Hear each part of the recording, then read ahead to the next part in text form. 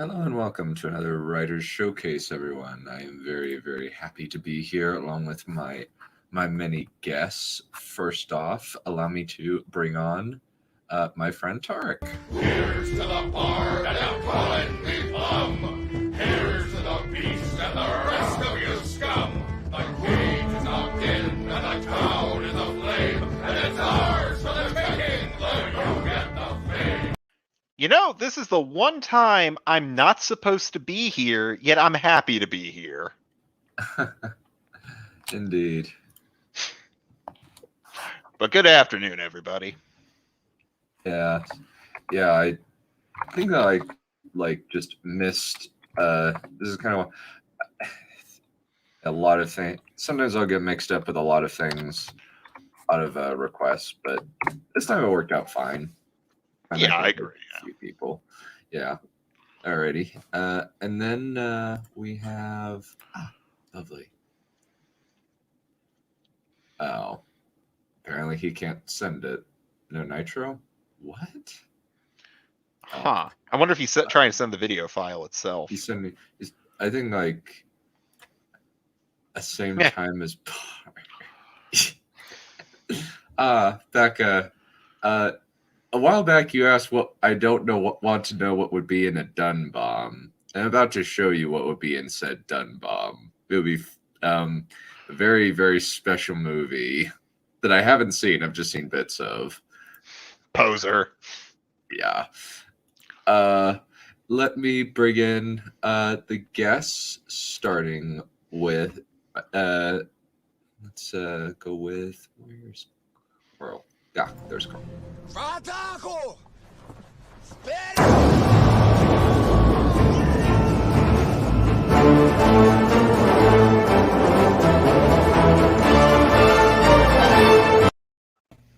The Commissar has returned, comrades. Indeed, welcome. I actually got a bunch of entrances for Uxula. Let's do this one.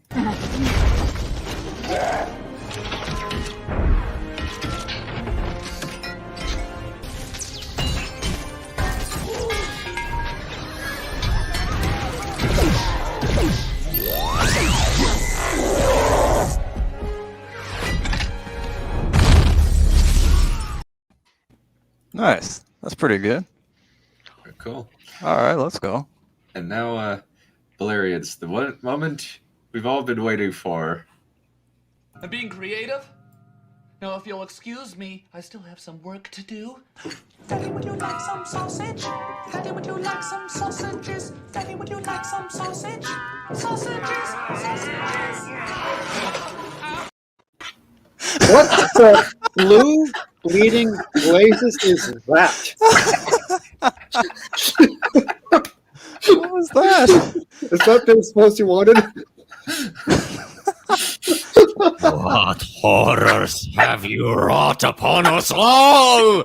What even was that? You know what? I take it back. I don't want to be here anymore.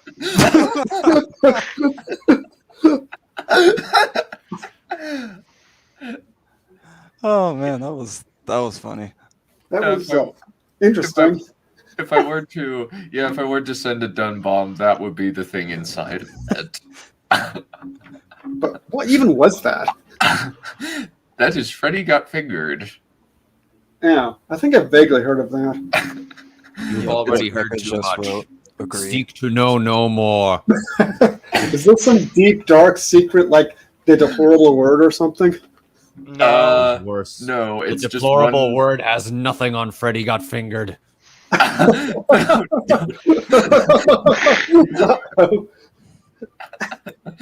There's I would actually agree with that. At least the deplorable word kills everything. Freddy Got Fingered only drives you to madness. Destroys your soul. Yeah. Am I right? Yeah, like it's one of those things where it's actually kind of worse in like how offensive it is than season 8 of Game of Thrones. Like, know at what least we'll go for it. Do you know what the worst part is about that? Tom Green still had, like, that was Tom Green's like 5th or 6th movie. He still had a career after that. Did you just say worse than season 8? Yes, because at least season 8 does not have a baby being swung around by a newborn baby being swung around by its umbilical cord. That's yes, that's a saving grace. It's true. Or have a man run around in a deer skin that he's just barely skinned and then get hit by a car and then survive somehow. There was a film where a chap was running around naked with a bunch of caribou.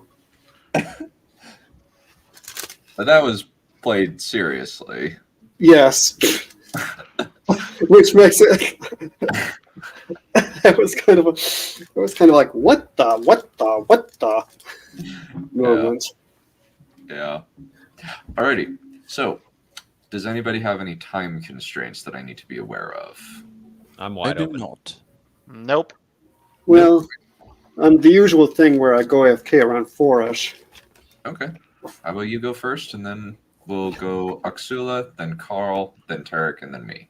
And counterclockwise. Sounds good. Okay. Welcome to the new people. Welcome, I think it's Froggy and Adver. Nice to see you. You know, I'm that filmed and done as hell. Oh yeah. So real quick, I don't know if for a aspiring writer last week mentioned a YouTuber coming in one of these. Yeah, I have 13,000 subscribers, and I pinged my Discord, so you might see people come in. Let's go. Oh wow. Yeah, I'll since I can't interrupt during the chat to say hi, I'll immediately flash put you on the thing to show my appreciation. Thank you guys for coming. I really appreciate it. The more the merrier, I say. Thank you, my good people. I mean, thank you. All right. Okay. Let's go. Let's see. This is still the serious one. What was it? The last where we were at the funeral. Now we're having a wedding. Now we're having a wedding ceremony. Let's see how this one flies. Okay. Almost contemporaneously, a less grievous ceremony was being enacted at the castle of Malbuer-Lichbers, the Tower of Two Rivers, in Darzos, hundreds of miles away. Margaret and Edrion's wedding was not perhaps of the most touching, but it wasn't horrible either. It was a cloudy and slightly sprinkly day. The weather in Darzos was, as a rule, slightly warmer than in Ihalamu, since it was lower, except for the west coast, which was colder on account of the currents and winds that blew there. Luckily, the castle was inland. It was located near the confluence of the two rivers, Unellor and Zirlom, which provided a kind of natural moat on three sides, to which was added a canal on the south side. The castle was larger than Serthaton and made of stone. It was 4 stories high, in ignorance or defiance of the imperial law mandating that dwellings of the provincial nobility be no higher than 3 stories. The workmanship, however, was perhaps a little cruder than that of Serthaton. Edrion was standing under an ancient pine tree on a hilltop near the eastern gate. He found the weather unpleasant and was eager for the ceremony to be over, so he could move on to the banquet. But why did it have to be outside? While waiting for the bride, he was obliged to make awkward conversation with the guests. A pity there are so few butterflies, said Margaret's old governess Varane, it not really being the season for them. In Ihalamu, we released them into the sky after saying our vows. We keep them in the greenhouse, but you don't have that. This last remark might have been less than diplomatic, but the groom's father, the Edrion, merely nodded his indifference. We release crickets instead, said Margaret's Fensainoan. It's all right, said Edrion with a flaccid gesture. Why was it so wet? I didn't really care for insects much anyway. Mercifully, at this point Margaret processed up from the castle while a small orchestra played flutes and water drums. Margaret was clad in blue, the color of the Halamu. She would normally have worn a crown of white huncha blossoms, but it was too wet. It wasn't a very good day to wear flowers, as the weather was so moody, which is why they dispensed with garlands and made do with wreaths instead. But they reminded her of her mother and father, and she felt tears forming in her eyes. That wouldn't do. It was a pity she wasn't Sandaranian, or she would have worn a veil covering most of her face. There wasn't any colored fire either, as there would have been in Ihalimu. Darzas used colored candles instead, and anyway, they kept getting put out by the rain. Margaret was accompanied by her sister Adri, her former governess, Varane, and Edrion's sister Sainlane. Edrion wore purple, the color of Darzas, and had a ceremonial sword hanging from his belt. Around their necks, the bride and groom wore pendants wherefrom hung their palham, or guardian spirits. "The weather's beastly," said Edrion, shaking his head. "Why do we have to have it outside?" His father nodded his indifference again. "At least the fountains are pretty," said Edri. "I like the one that's shaped like a glyptodont." Edrion grunted half politely, and Adri clammed up. The bride was met by the groom, and the wedding party processed to a clearing in the front of the temple, trying to avoid being harassed by various animals and birds. The parrots and shiny rats were even moodier than the weather, and kept startling Edrion the younger with their squeaks and squonks. Edrion didn't actually like any animals very much. Margaret was moody too, distracted by the thoughts of what might befall her noble father. By now, a letter from her castellan had arrived, informing her that her father was to be tried. This message was a couple of weeks old by the time it had reached her. Despite her anxiety, Margaret's face brightened up a bit when she and Edrion were given their bouquets of the flowers of love, huncha blossoms, lilies, and hellebores, even if they looked a little peaky. Second.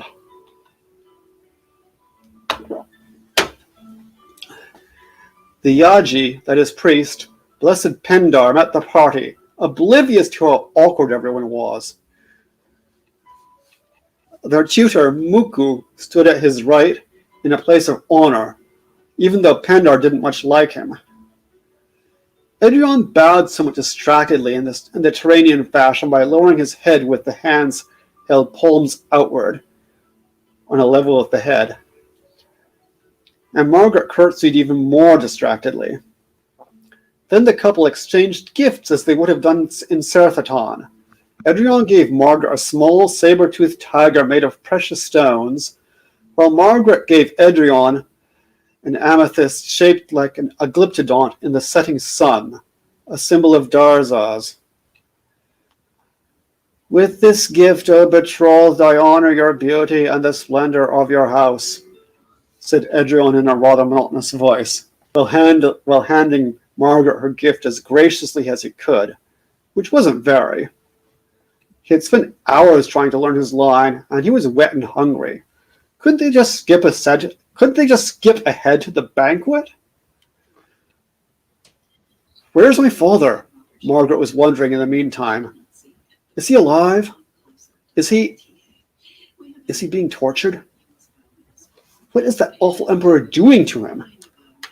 After an awkward 5 seconds, she remembered she was meant to say something, and blurted out, "With this gift, O betrothed, what is happening? I mean, I honor your strength and the glory of your house." She covered her house with embarrassment, but Edrion didn't seem to notice that anything was amiss. Adri, Varane, and Sainlane, on the other hand, looked pained, as did Barama and her friend, in a stoic sort of way. But Duke Edrion the Elder looked mildly amused. The marriage was sealed when Margaret and Edrion drank a cup containing the mingled waters of the Urnellor and Zirlom rivers. And Edrion said, "With these mingled waters be our souls likewise mingled." He put a bit more effort into these lines, having noticed the Yaji Pendar looking at him disapprovingly, and tried to look debonair as he handed Margaret the cup. Form mattered, although not as much as dinner. Margaret's hand trembled a bit upon receiving the cup, and she almost spilt it, for she was distracted by thoughts of her father's trial, and had drifted off into a reverie. We lost our mother. Will we lose our father as well? I had a horrible feeling when we parted, and his last letter did nothing to dispel that feeling. Is that why he always looked so sad? Even when he smiled? Especially when he smiled. Where am I, and why is everyone staring at me? Oh, I think I meant to be saying something. She blurted out, "May the miscarriage of our justice." She stopped, covered her mouth again, and stared. "The blossom of our love," whispered her governess, Varane. Margaret blushed furiously. "May the blossom of our love flourish." Edrion, who had no desire to be a cad, had to fight the urge to laugh. His father, Duke Edrion the Elder, had no such compunction and roared with laughter, ignoring Margaret's stares and his son's frown.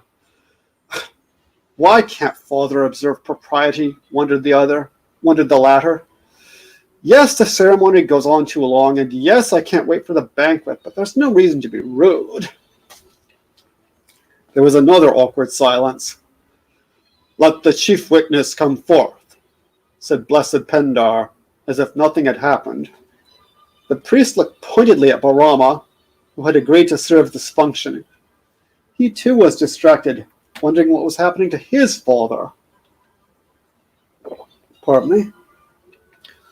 As if in a daze, he signed his name to the testimony of marriage under that of the Yaji Blessed Pendar, Duke Edrion the Elder, and the newlyweds, and beneath those of Adri and Semain. Before Nyaja, Ishtaka, Angara, Ikri, Ru, Izaharum, Nihandra, Jamarad, Mindaraj, Blessed Karat, and all the holy ones, he began, then stopped and hesitated for several seconds that seemed an eternity. And he continued, somehow restraining himself from making a helpless gesture, under Great One Garawa, under Blessed Yaji Pendar and Great One Duke Edrion of Malbwer Lishbears, I stand as witness of my father's execution of the marriage between this man, Garawada of Edrion of the Dukes of Malbwer Lishbears and Margaret of the Counts of the Ambata. Serthatan. Edrion looked annoyed. After yet another awkward silence, the Yaji cleared his throat and read a passage from the Waramad about the wedding of Saran and Avu.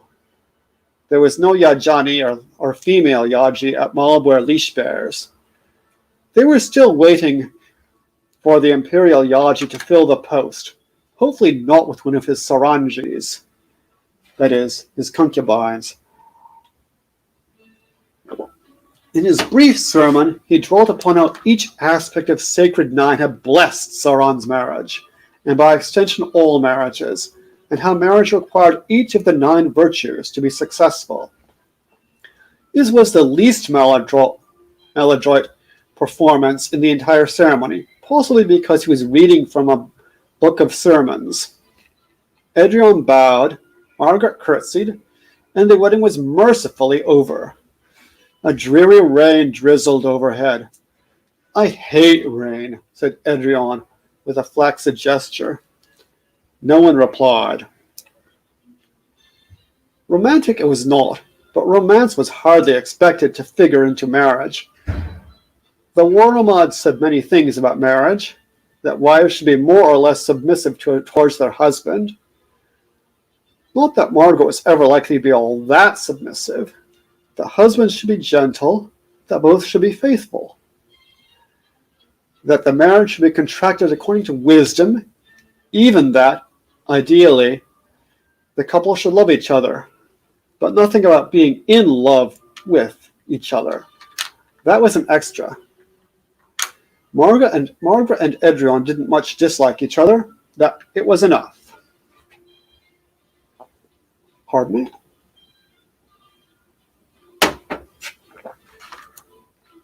After the wedding and sermon, the newlyweds and assorted others made their way to the wedding feast, which by long tradition was held out of doors under a canopy that was supported by 4 wooden pillars in a partially successful effort to keep out the rain.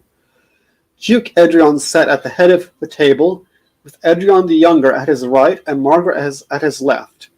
Across from the Duke sat the Yaji Blessed Pindar, with Blessed Muku at his right. During the wedding feast, it was considered the done thing to get, at the very least, a little tipsy. Edrion obliged, since he hated disappointing anyone, but neither Margaret nor Adri nor Barama drank much. Edrion's chief complaint was that the food was mediocre. And I hate eating outside. He knocked his cup on the ground again and cursed. That's a stupid tradition. Don't be silly, said Margaret, waving his left hand dismissively. Food is food. Apart from that, no one talked much except Pendar and Muku, who for some reason embarked on a debate on the nature of the law. It was the sort of thing they did. Let me just check and see which longer there is of this. Not too much.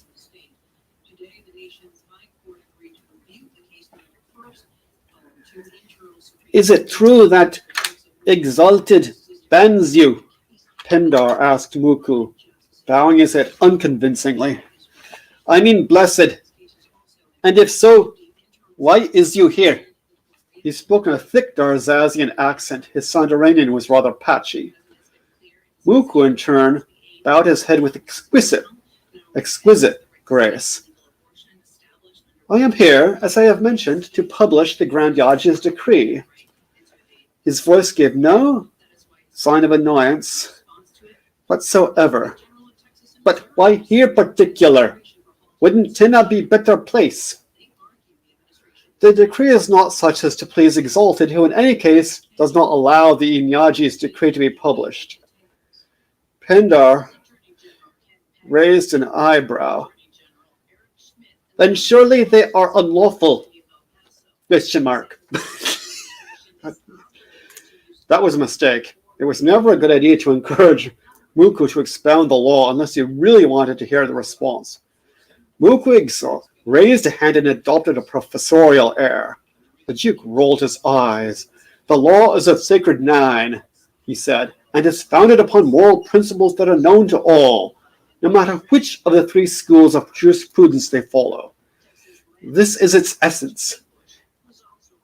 Agaran Yuparai Pwal, the king is subject to the law. Indrampal, the law is of God. Edrion the Younger yawned, then picked at his food. The food was decent by Darzazian standards, but why couldn't they eat it inside? His father went on eating unperturbed. The shiny rat and cichlid, some kind of fish, stew with millet, and blue-green spinach was good. Pendar made a deprecating gesture. But it's not much up to the ruler. The Waramad is vague on the enforcement of innocent and guilty. I'm not sure counsel mercy and tell judges they must be impartial and must judge according to the law is enough. For these matters, do we not must rely on custom, and Sandaranian customs places these questions in hands of the ruler, especially when it comes to crime and punishment. I do wish they wouldn't talk about the law and crime and punishment at a time like this, whispered Margaret, clasping her hands anxiously. It just makes things worse. I wonder how Father's doing. Adri threw back her head in agreement. Unfortunately, Sandoranian custom has been overlaid by the Chagan penal system, which is not perhaps of the most enlightened and is easily manipulated by the powers that be for political ends, replied Muku. For example, this is fascinating, interrupted the Duke, sounding anything but fascinated. Let's play guessing games. So they played some desultory guessing games until supper was over and it was time to sing subtly ribald songs while the bride and groom were led to the bridal chamber. These songs had once been in use, also been in use in Ihalamu, but had gone out of fashion there except in some remote westerly regions, but were still current in Darzaz. They made Margaret slightly queasy. So, and that's enough of that.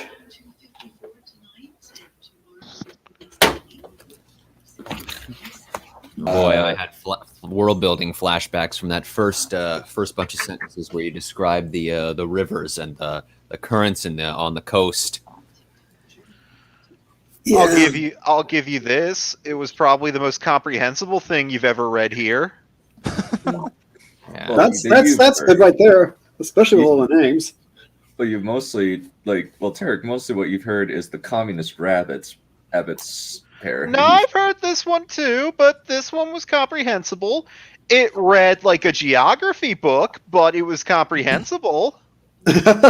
Okay, I'll make a note of that. I'd like a geography. At least it reminds me of that time when I was writing. It was in the middle of writing The Gates of Dawn, and I all of a sudden realized, oh crap, the ocean currents on this world I've created are wrong. That forest shouldn't be there. That one particular of the corner where I had all the agriculture there, that should be the freaking Atacama Desert there. And I panicked, and I came up with this intricate explanation of how these ocean currents are the wrong way because there's a sandbar right off the coast that you don't see, and it causes this whole system to invert.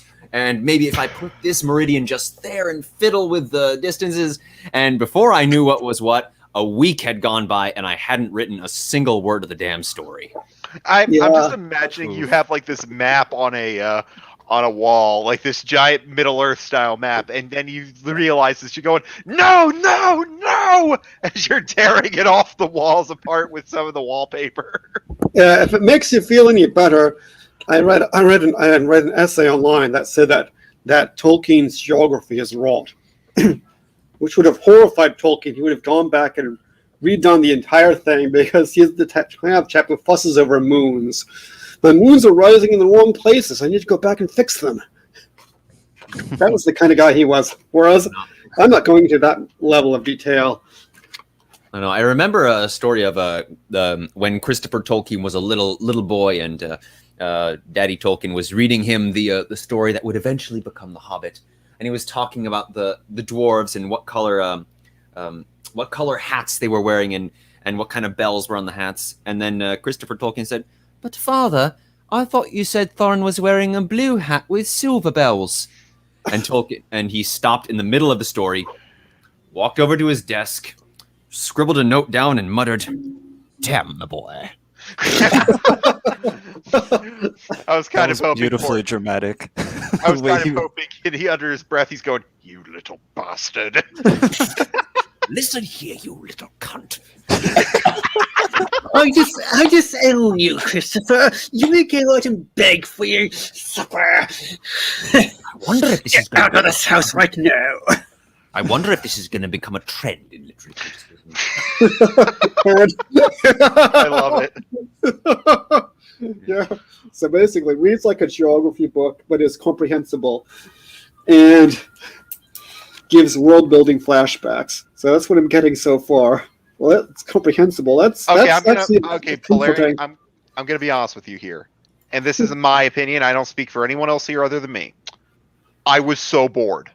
That's why I said it read like a geography book. That's how I was reading that as. Yes. Yes, because there's nothing to grab onto. describing event from event, but there's no emotional attachment here. You keep bringing up she wonders if her father's okay. That should be wrecking her. That should be like an emotional, I don't want to say high point, but at least something we can grab onto to relate to this character. You keep mentioning events, you keep mentioning all this stuff, but there's nothing to hold on to. So I sit here for 30 minutes going, oh my god, I've had algebra lessons that were more exciting. Don't knock algebra, man. Oh my god, that was brutal, Celery Chap. You know, I wasn't quite sure what was going on. I'm sure I'm missing context. Is it a continuation of previous showcases? Yes. Yeah, I've been Mine reading is. this thing for a while. That's interesting because long time. Yeah, I didn't have the slightest clue what was going on. I was just kind of hanging out. so it wasn't comprehensible. Well, it was comprehensible in that, like, I understood the events happening. I think that like the bit with Margaret is kind of cute, but it was kind of the only thing that I kind of like was like emotionally engaged with. Yeah, I think this bit. I think it may actually be a little too. This bit actually may be a little too long. I don't know if it's Maybe it too should be- long. I think Maybe it it's should be just totally like cut out. I don't know about too long. I think like a lot of it is kind of like there's very little in the way of like the emotional like fear. It mostly seems like it's like kind of cute hijinks.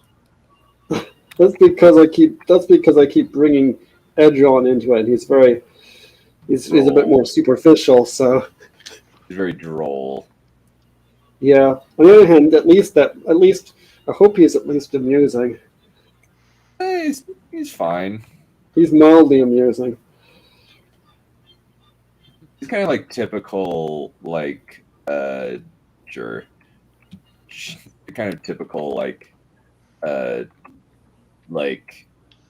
thinks he's above it all jerk type. Yeah, I don't know what his story is. You're the writer! I don't know what it's all about. I mean, that chap is just whatever. Okay, Kojima, noted.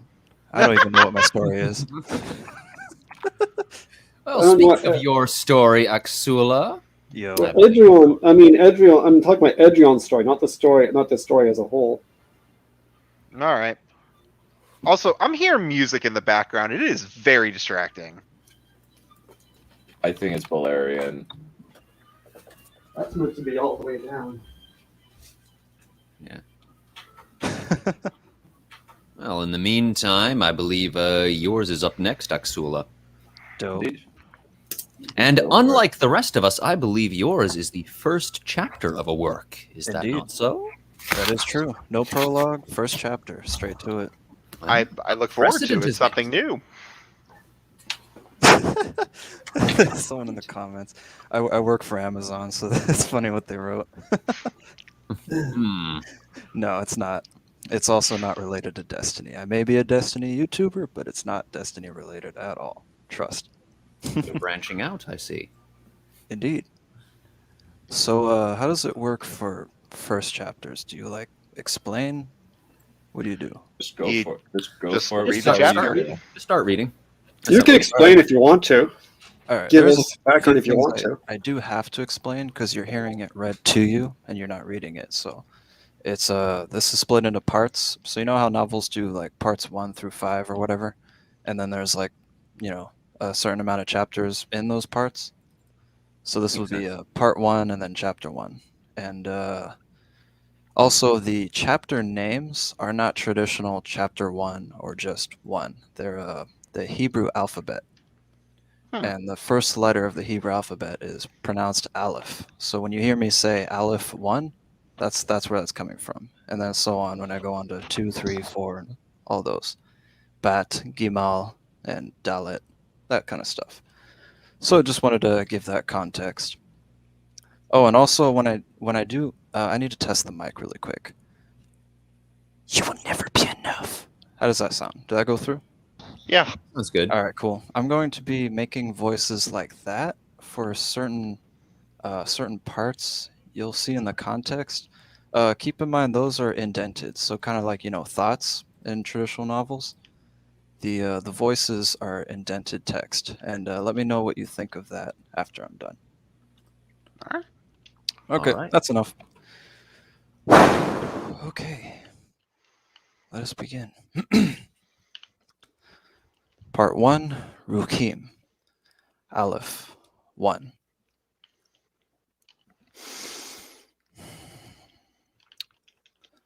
Although the voices are nothing new for Nathan, the presence of something where nothing should lie still speak lies into his ears all too often. Your choice will never be good enough. So quiet, subtle. The ones unseen that yet see always watch and wait and time and test, with words carefully selected and chosen to tempt and manipulate the ones whom they speak. Shut up! You're not suited for this. You will fail. Admit it. I said shut it. What was that? A friendly voice, not of other voices, calls out from the other side of the door. Oh, nothing, Nathan yells in response. Wasn't to you. Ah. A pause. The voices? Silence. They trying to make yourself doubt? Sorry. They trying to make you doubt yourself, brother? Nathan grunts and the other hums with understanding. Nathan tightens the tie and opens the mirror door. Nice. I like that one. The man speaking leans against a wall, with large mirrors surrounding him. The tall young adult man leans patiently with short-cut black hair. With one hand in his pants pocket and legs crossed, he looks upon Nathan, thumb and index finger under his black beard. He stares with excited emerald green eyes. Nathan turns slowly in front of the many mirrors facing him. He gently adjusts the tie around his neck as he examines the expensive linings of the blazer. White and black, a traditional classic, sharp, concise, yet off. So Western. Nathan Nathan fastens the buttons of the arms. He pushes his dark brown dreadlocks back to rest on his shoulders. He looks at the complexity of the pitch black linings, seeing how they match with the expertly crafted white outlines. The expensive price itches his mind. Is this really necessary? Nathan turns slightly, evaluating the suit. His friend gets up from leaning and moves forward. His arm rests on Nathan's shoulder. They gaze into the mirrors. Twins, siblings almost. Both smile as they stare into themselves, staring back into his staring eyes. A slap hits Nathan's shoulder and his friend laughs. Come! Arise, big man! The time is coming! Let us choose for the big day! He yells and points as he sees another tuxedo to try on. Again. Nearby guests of the clothing store smile and turn back to their own selections after hearing all the noise. Dan, hold on! Nathan stops himself and laughs. He shakes his head and smiles. Dan is already gone. His friend is blabbering about professionalism and keen details again. Nathan rolls his eyes as the excited man yells throughout the clothing store and riles up contagious excitement he so willingly embraces and demonstrates. Nathan chuckles and returns to the mirror. He'll catch up, again. He begins to fasten the buttons of the jacket, and then reaches for the tie. He looks at himself in the mirror. He sees the now smaller scar on the top of his forehead, half seen and half covered by his dark brown hair. Barely visible now and slowly fading into his skin from a life long ago. The scar from that explosive event. He sees the scar that split open his head. You should have saved her. Shut up! Wait, shut up, he quickly whispers. Lies. They must have noticed him staring at it. Of course they did. They always watch, day and night, night and day. It was foolish to let his guard down like that. Foolish to forget about the Rukim. The unseen ones prove without a doubt their observance. They watch with unblinking eyes like a dog at the edge of a table, waiting for the instant the smallest of scraps plummets down into their domain. They wait silently for the right opportunities to speak, sometimes quickly, sometimes slowly, sometimes not at all, letting their victims forget all about them.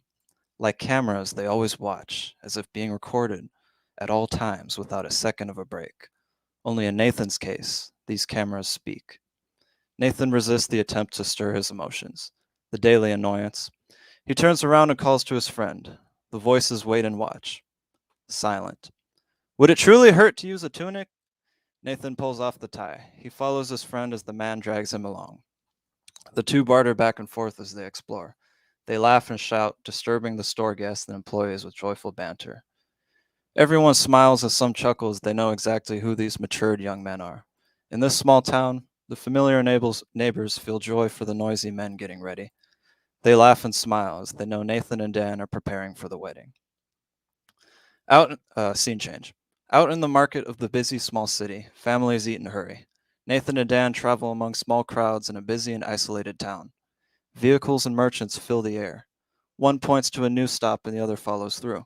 Children run past their legs, almost tripping Nathan as Dan laughs. Men in booths offer bread and goods. Women offer designs and creations of every kind. Families and loan buyers purchase and smile at one another. Soldiers armed with machine weapons and assault rifles stand guard at many corners, always ready. Uniformed weapons of war walk among the crowds. They become a part of them. Soldier eyes scan all flesh, always watching, always paying attention, looking for the signs, the citizen's eyes, the citizen's skins. The two men pass by a soldier interrogating an elder. The uniform glares into the old man's eyes and scans his arms and hands. The man yells in annoyance at the soldier. A furious palm slams across his face. A loud snap shatters the air. The soldier quickly screams at the defiance. He towers over the old man hunched down, spit and rage spouting from his teeth. Nathan frowns and slows down as he passes. He looks quickly at the elder to make sure he's not hurt. The old man sits calmly. He immediately quiets, and he stands back up slowly. He looks up once again, and calmly locks with the soldier's eyes. The soldier continues his spoutings of rage as the elder takes it with a straight and silent expression. Nathan sighs, relieved. He turns and continues to walk. Dan stands a little ahead, waiting patiently. Not like he can do much anyways. Another soldier crosses their path and stops Nathan.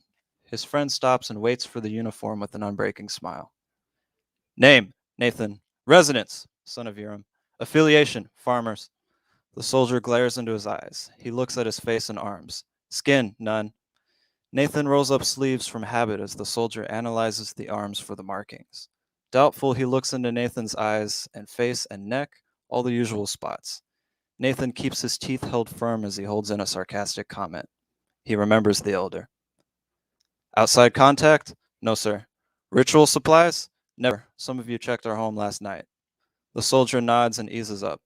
I remember. Urim's boy. Congratulations. Cleared. Thanks. Nathan smiles half-heartedly and Dan motions with his head. The soldier completely ignores him and walks past them both towards the city shops. Nathan follows behind. They continue their walk as normal. Another day. This place is horrible. An unwelcome suggestion welcomes itself. I'm grateful, Nathan mumbles under his breath. There is no privacy with them. They protect us from you. You will never be safe. Nathan swallows. It's true. More or less, they tell lies and truth and lies. You can never really tell the difference. He can't think of a reply. You know, talking to them just encourages them further. Nathan turns his head surprised. His friend looks ahead smiling. For a fraction of a second, Dan's eyes dart over to Nathan with a cautionary look. His smile drops fast, along with the act. Nathan catches it and swallows. Dan eyes him sharply. He looks back ahead. His smile returns. Nathan turns back ahead as well, slightly embarrassed. He realizes he was just mumbling to the voices right next to his friend. Whoops. Don't let them have an audience, Aki. You know they just harass us even more if you reply to them. Nathan nods and sighs. Yeah, you're right. They feed off of us, off of our responses. Don't let them have it. I don't. I won't. Nathan grunts. He understands. The two continue. More thoughts of thoughts think thoughts into Nathan's own thinking. Soldiers are only a show. You will never be safe. Give up. Come on, let us in. You will love it. You will never truly be safe. Nathan looks up to the clouds above as he closes his eyes. He holds Dan's advice close to his heart, and he too smiles wide. He gives no reply. That concludes chapter 1.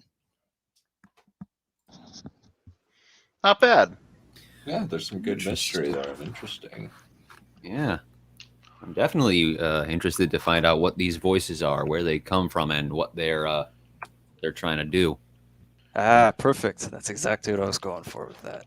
I do have a question though. In terms of presentation, because I noticed some of the grammar was weird. How was this written? Like a play? Like a third-person narrative? How is this supposed to be written? Yeah, is it a That's a good point. screenplay? That's a good point. This is I'm writing in third person present tense. So we're just following this one guy. Yeah, but just from the first chapter, you see it from Nathan's perspective. I do show multi perspectives in this novel. Okay, all right. So they'll probably make more sense as you continue. Okay, I was just curious. I gotta say, present tense is very underrated. We need more present tense stories. Yes, I've been doing research on that, and I find that past tense is the most common and most popular and the safest route. But I find personally I enjoy writing in present tense the most because you can be really creative with it, and it's very like in your face, happening at the moment kind of stuff. So immersive? Yeah, it's a good way of thinking about Forgive my nervousness. First time, I was really trying to. No, Oh, you no were worries, you were man. fine. No, Jeez, but it's fine. intriguing. Yeah, it's intriguing. Good, sorry. No, just eventually confidence will come eventually with the repeated forays. That's what I was about to say. Actually, kudos to you because most people on their first time are very flat because this is outside of their skill range. I've But been you s- practicing. I watched you guys' showcases, and I kept in mind what I liked to listen to and what I didn't. And I thought, okay, I can do this. And I was practicing in my car before this. Yeah. Well, good on trying to ya. get the voices right, trying to get Nathan's voice and Dan's. It's not exactly as good as my rehearsals. Like Nathan's more of a deeper, like, yeah, and Dan's more upbeat, like, come on, let's go, right. And for the voices, I figured I would do something like whispers into the mic, something like that. I'm just glad I'm no longer the only person doing voices. That's what this story is all about. It's about these invisible things. Nobody really knows what they are or where they come from, and the consequences of what happens when you listen to them. Yeah, my first time I read a whole week beforehand. I mean, I practiced a whole week beforehand before my first reading. You kept saying that voices in your head and everything, and I'm just thinking to myself, the NSA? That would be a twist. Yeah, what do you guys think of the NSA is not building? really a voice in your head. They're more listening to the voices in your head Mm. in case they say anything. All right, the CIA then, MK Ultra and all that bullshit. Yeah, that makes sense. So, what do you think of the opening line and the basically sales pitch that is a first chapter? I'm interested. I like it. Yeah. I'm intrigued. I don't know if I necessarily have a good sense of the world yet and what it like looks like quite yet, but I am interested to kind of see like what these voices are. Excellent. That's perfect because that's supposed to segue into chapter 2, which introduces more characters and fills you in on a little more context. Good. All right. And then part 3 reveals, not what they are, but what they do when they enter inside people. All right, can't wait to see more then. Yeah. Yay! Very good. I have a bad feeling about what happens when they do enter into people, but maybe that's because the idea of voices entering into your head creeps me out. I'm conflicted on whether I want to share the what's it called, synopsis or not, considering Leave this it. is the first one. Leave it like for the rest. Let us figure it out. That's always more fun. Yeah. Okay, cool. That works. All right. So I think I'm next then. Oh, Shanna time. Yep. This is the return of Shanna. Yes. So Pardon me. all right. And this is only one half of the chapter. I bit off more than I could chew with this one, and I'm gonna have to divide this up into 2 parts. So this is part 1 of chapter 12, Talene. For nearly a month, Shenna lived in a dream. Her days in the lecture halls floated past with ease, and her nighttime meetings with Gareth became simply pleasant nocturnal outings rather than deep tutoring sessions. There was a flicker of discontent when Shenna realized that the characters used to write her name could be read as Little Pest. But still, Gareth assured her that she could fix that easily enough, once she had enough time to dig up some different symbols and compose a true name more suitable for a sorceress of the Magisterium. As the end of the course cycle neared, Shenna began to hear more and more talk about formal examinations. It made sense, of course. The point of teaching, after all, was to ensure that students retained what was taught. Shenna did question the logic of holding off on any examinations until the very end of the course cycle. Mightn't it be better to hold multiple evaluations at regular intervals? Or perhaps the Magisterium simply lacked the resources for multiple examinations and had to settle for just the one. Shenna wasn't worried about anything, of course. By now, her initial difficulties with her studies were a distant memory. Whatever trials lay in store for her, she would meet and master them with ease. It wasn't until the day before examinations that things began to turn. The morning began much like any other. Shenna awoke when Athanasius landed on top of her and delivered his daily morning songberry. She slipped into her robes and went downstairs to the refectory. Gareth was there when she arrived. An odd thing that they usually missed each other at breakfast time. And yet there he sat, carrying on a raucous conversation with another boy she didn't recognize. A slender fellow with short red hair, wearing a simple tunic and trousers instead of magisterium robes. "So anyways, I says to the kid as how if he wants me to buy his big tough man act," the boy said in a high-pitched squawking voice, "and he's gonna gotta sell it if you catch how I mean, eh? And how do you suppose this kid does?" "He comes at you," Gareth said, dipping a piece of flatbread into his porridge. "Kid comes at me," the boy laughed. "You think he ain't been paying attention to that other skirk I dropped right in front of him a few ticks back?" "I don't know," Gareth shrugged. "Maybe he thought your patrol staff was suddenly out of magic." "Well, it weren't," the boy said, taking a drink of water. "Mudtown boys, I tell you. Dumb as a pot of bricks, every one of them." Shenna quickly went about getting a piece of flatbread and a bowl of porridge before setting herself down beside Gareth on the opposite side of the new boy. "Hey, Gareth," she said, trying to find a good place to insert herself into the conversation. "Hey, Shenna," Gareth said with a smile. "Oh, yeah, this is the girl I was telling you about. Talene, this is Shenna. Shenna, Talene." The boy stood up and stepped around Gareth. "Nice to meet you, Shen," he said, stretching out his hand. Shenna got up and shook the boy's hand, a rather small hand for a boy. Come to think of it, Talene's face didn't look quite right on a boy either, and that voice just a little too high-pitched, almost like a... "You're a girl!" Shenna blurted out, and immediately wished she had kept quiet. "That's just how they tell me I am," Talene laughed. "What about you, Shen? Can't tell of those robes, you know. Could be anything in there." No, I'm definitely a girl," Shenna stammered, turning red as a sunset. She shook the embarrassment out of her face and noisily retook her seat beside Gareth. "So, you know this... how do you know her?" "We're both on the patrol group," Gareth said. "We share night duty sometimes." "Only but sometimes," Talene said, giving Gareth a light slug on the shoulder as she sat back down. "And not near as much sometimes as I'd like." "I see," Shenna said, using a large gulp of porridge to prevent herself from saying anything more. "So how'd you and Gareth first bump heads?" Talene asked. "Well," Shenna hesitated. How best to describe her relationship with Gareth? She couldn't just admit that he taught her almost everything she knew. That would be foolish. But if he heard her profess too much independence, he might think her ungrateful. "Gareth assists me with my coursework, among other things.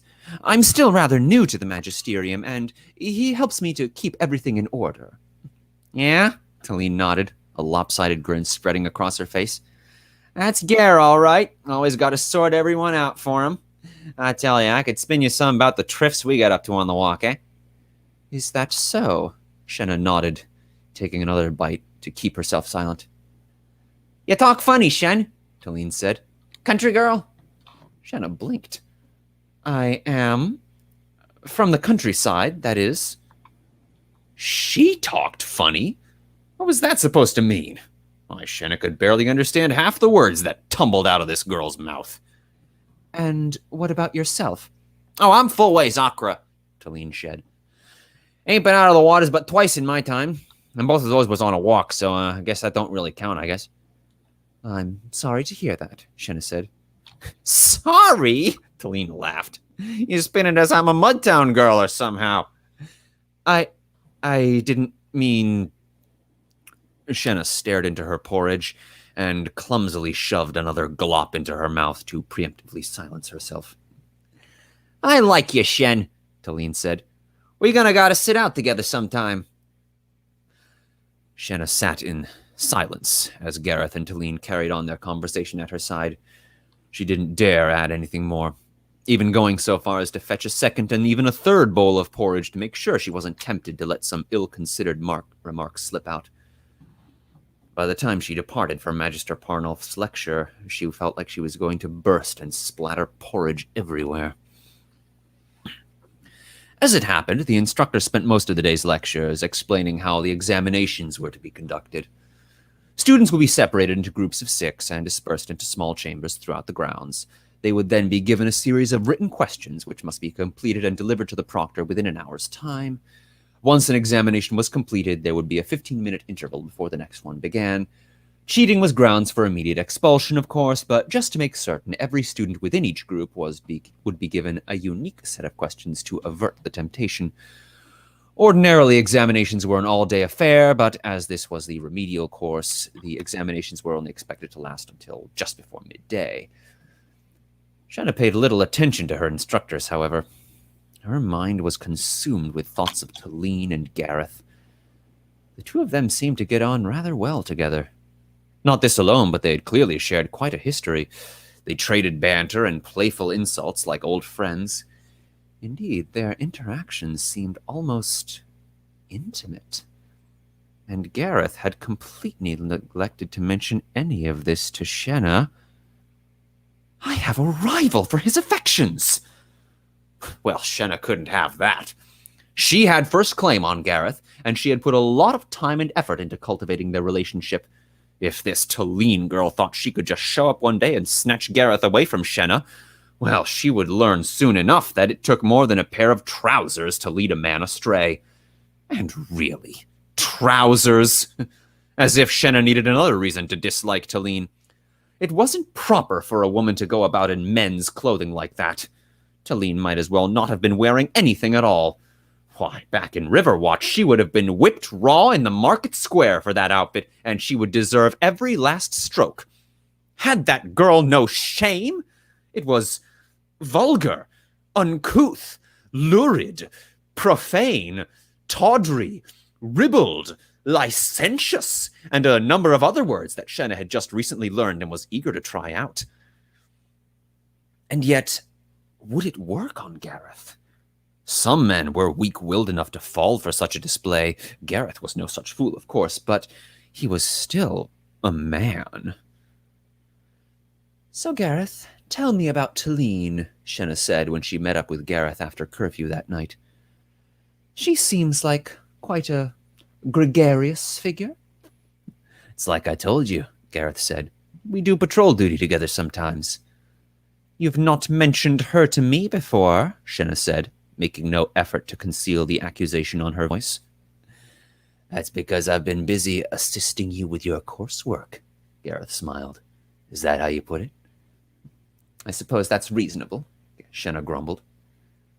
You know, I think you two would like each other, Gareth said. You kind of remind me of her. Explain, Shenna demanded. How exactly was she anything like that stumble-mouthed trollop? Two girls from low-born backgrounds, Gareth said. Strong personalities, quick minds, not bad looking either. You're like two halves of the same complete piece. Gareth thought Talene was pretty? It was even worse than Shenna feared. I tell you what, Gareth said. After exams are done, me and a bunch of guys from the patrol group are heading out to the Three Bridges. It's a tavern out in the Blackstones. Why don't you come along? Is Talene going to be there? Shenna asked. Of course, she's with the patrol group, Gareth said. We'll get you to a proper introduction. You'll be old friends before you know it. All right, Shenna shrugged. Why not? At the very least, a tavern dinner would make for a welcome change from the standard refectory fare. Shenna didn't see Talene or Gareth at breakfast the next morning. She wasn't sure what to make of their absence. It could be simple happenstance, or possibly a sign of something else. Shenna quickly put the matter out of her mind. It was no good trying to plunge her head into the shadow dance of other people's intentions right now. She had a clear purpose set before her. Not the examinations, of course. Shenna handled them without much trouble. And what little apprehension she did have was quickly diffused when the questions proved more tedious than challenging. Shenna spent less than half of the allotted time actually answering the questions. The rest she spent reviewing her answers when the proctors refused to accept her work before the end of the session. Once the examinations were complete, Shenna made her way to the administration offices where she collected 20 shem. Apparently, she had been accruing a stipend of 2 shem per week, and nobody had thought to inform her. Once that was seen to, Shenna returned to her chambers, where Elira was there in a foul mood. And I'm going to have to leave it there for the week. I'll be back next time.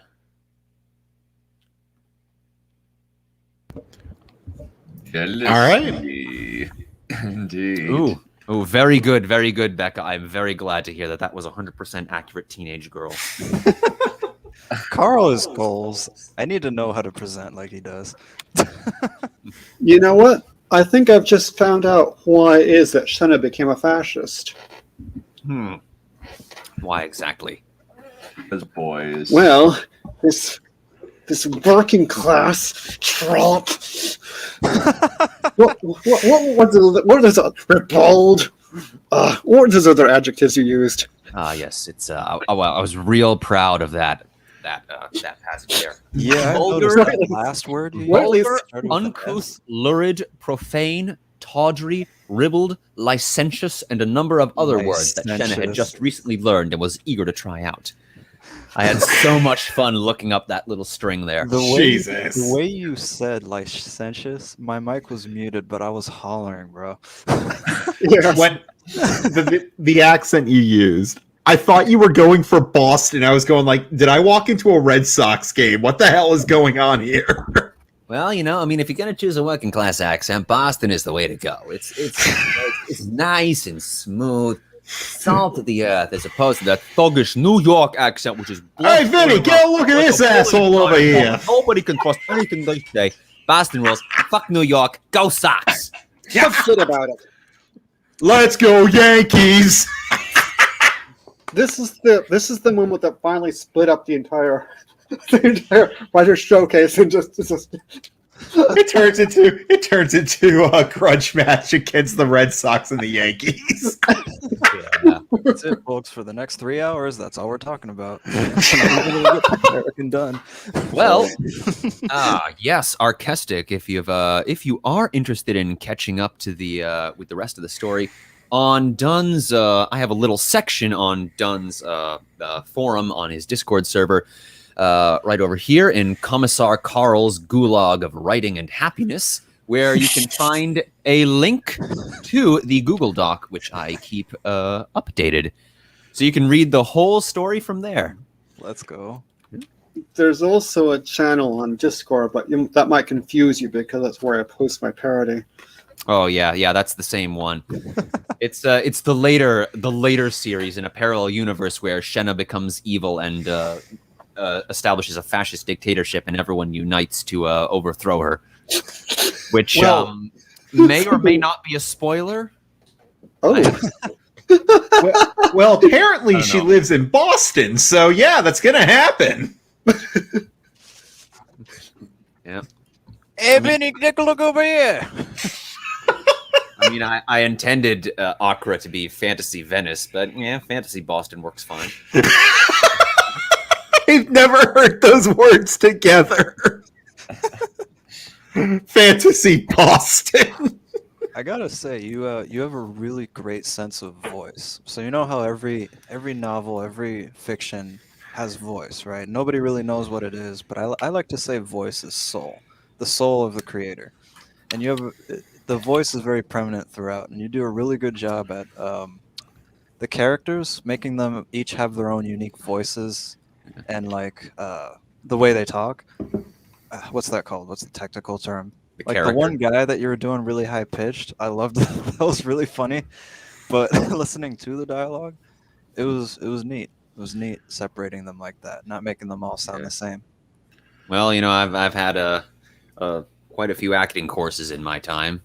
I was at one point studying to be an actor, and then left when I hated every single person in the course. Ooh. As you do. As you and do. Happiness. Yes, Becca. I need to check that out now. That's pretty funny.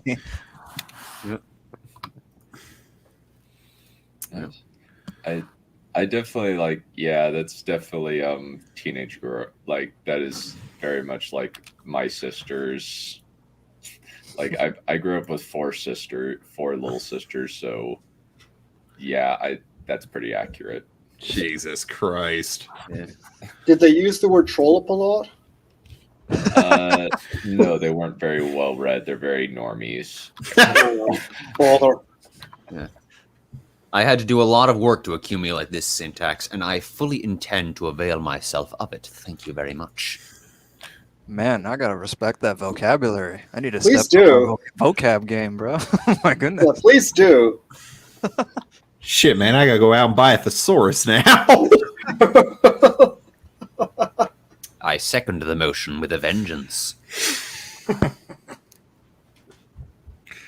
All right, who's next then? I guess it's up to me now. Mm-hmm. All right. So, as a brief recap of what happened last time, Aviana kind of bared her soul to Silas, and we got basically her origin, why she was living in the trade district, what happened to the orphanage, what happened to all her friends, and how she got into just basically how she arrived at the situation she is in now. Silas comforted her and promised that if she kept up with her training and with the routine that he had put her on, that she would be able to become someone worthy of the people who died, if you get what I mean by that. Basically, she will live for them rather than wallow in sorrow for the rest of her life. And then they continue training. He said that she would be on her own for most of the week now because he could not continue doing this every day.